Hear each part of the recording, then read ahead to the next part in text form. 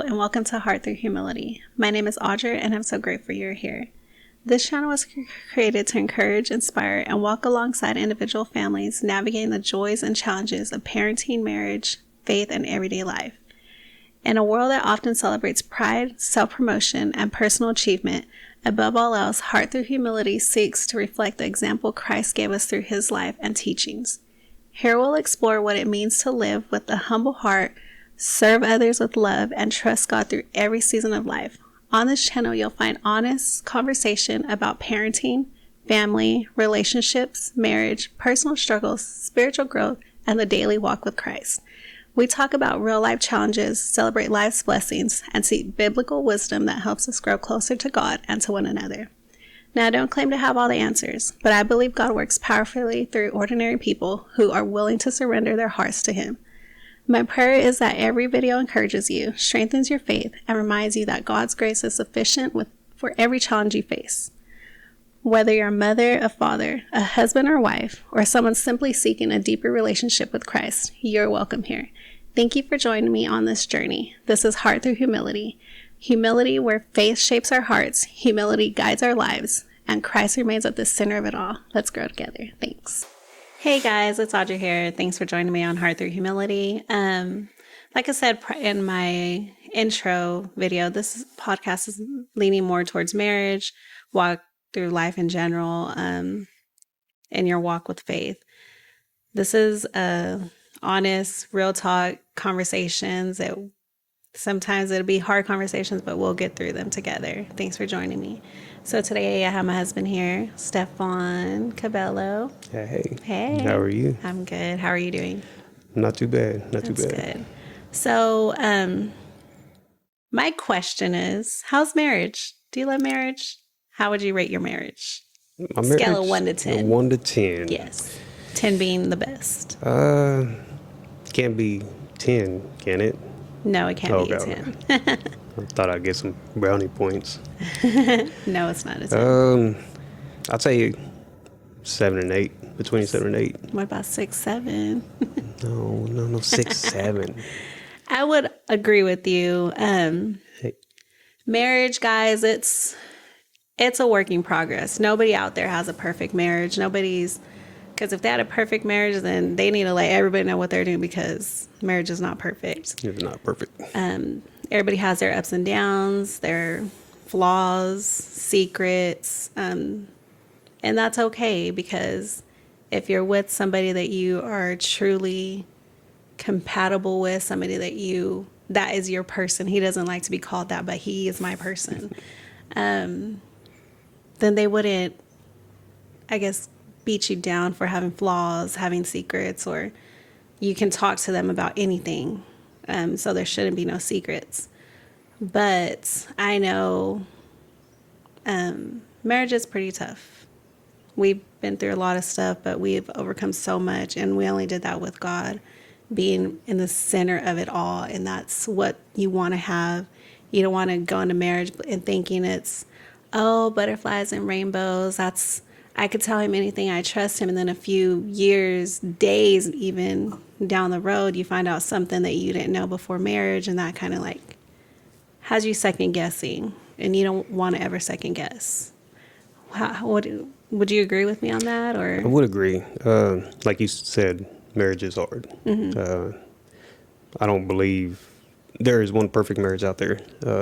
With that being said, it takes a lot of work. Yes. We've been together going on 22 years. 22 years. Been married 12. Mm-hmm. So we met back in high school and had been together since then. We've hit some bumpy roads. Yeah. And we can probably get into that in a future video, but it's always been a work in progress. Every day is a new day. Every day I learn something new. I would imagine you could say the same. Yes, I do. Again, nothing's perfect. We're not perfect. And I think at the end of the day, we're always willing to learn. And I think that's what gives us the motivation to keep pushing forward, to keep fighting for our marriage. Like I said, we had patchy situations, I guess. And we've gone through them better now, way better now. Oh, 100% better, yeah, than how it was. I Yeah, would agree. for sure. But, eventually we'll get through them. And like my wife said, it's all through Christ. And that is one of the main topics about this channel. Yes, it walking is. through life with Christ at the center of it, and at the top of our marriage. That was one thing we didn't have in the past.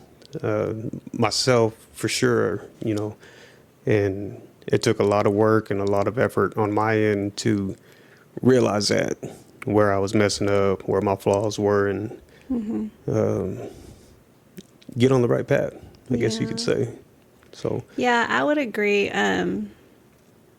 Like you said, before where we are now from where we came from, a big, big turnaround. We didn't have Christ in the center of our marriage. It was mainly, oh, my kids come before you. Yeah, sure, God was there, but he wasn't there in our relationship. It was pretty much, oh, he's there when we go to church on Sundays. so he wasn't at the top. He wasn't a priority. Yes, he was not at the top, and that's where he should have been. Right. And that is where he is now. So from where we came from in the beginning of our relationship, our marriage, I noticed a big, big difference. And it's little things. It's not like a big drastic thing, but it's little things you start learning and you start seeing, and you're like, dang, why didn't we do this before? We could have been in a lot better place. But at the end of the day, marriage takes time, and you have to go through these ups and downs. You can't let that, one mistake, you know what, I'm done. Divorce is on the table. Like, you can't let that be the priority. The priority needs to be one, God, your spouse, and then everything else after. And that's how it should have been in the beginning, before marriage. We should have had this conversation, but we didn't, because like he said, we've been together since high school. So I knew that was my person. I'm sure he better say I was his person. But Yes. but if we would have put God at the center before marriage, just in a relationship, being boyfriend, girlfriend, we were living together, which I know that was a sin. But like I said, we didn't have Christ was on our back burner, and our kids were front and center. And what we wanted for us, we put ourselves before each other, and that's not how it should be. But now that we have Christ in the center, it's like you realize how far you've come, how far we've come. And I love where we are now. There were some bumpy roads, a lot of them, but we've overcome them. And with a lot of help, taking marriage classes, little things that our church had put on for married couples, that kind of helped out. It opened our eyes a lot, I would have to say. We got to grow a relationship, not just with Christ, but with other followers of Christ. And then that they only encouraged us in our marriage to pursue a better marriage for not just us, but for our family, for our kids. And that's, you want your kids to grow up and see, like, dang, I know what my parents had. That's what I want in my relationship. Like, I don't want to pretty much live like a roommate. We don't want to be excellent roommates, pretty much. Right. And that's what we want our kids to see. Yeah, we argue, we fight, whatever, but at the end of the day, as long as we sit down, we discuss it, and hey, well, I didn't like you did it this way. Well, I didn't like you said this. Okay, then we talk about it, squash it, leave it alone. It's not ours no more. Once we talk about it, it's in the past. Yeah. You can't bring it up no more. Like, that's kind of the goal for marriage in my eyes. And I'm sure people have other pointers, and I'm up to open pointers, like, because I'm always looking forward to what I can do next to pursue a good marriage with my husband, and how I can, like, make him happy. Just whatever y'all have. I mean, give me some pointers. I'm not perfect. Nobody's perfect but God. Like I mentioned earlier, every day is a new learning experience. You had mentioned the classes that we've taken. Yes. I enjoyed those. Oh, yeah. Surprisingly. They were fun. They were so much fun. We got to hear other perspectives from other couples, maybe things that they had dealt with, maybe we hadn't dealt with yet, but very well could have in the future. Yeah. And ways and tools to maybe avoid those situations, or even the situations that we might have been in at the time, better ways of handling it. Yeah. And again, coming from a man's perspective, I didn't sign up for this stuff. My wife signed us up, and she's like, "Hey, we're doing this." I was like, "All right, I guess so." And, But you loved it. I did. That's And awesome. the people that we grew to learn from and make new friends with, and not just single friends, they're married couples. That's another thing. Being a married couple, you shouldn't be hanging out with singles, either together or alone.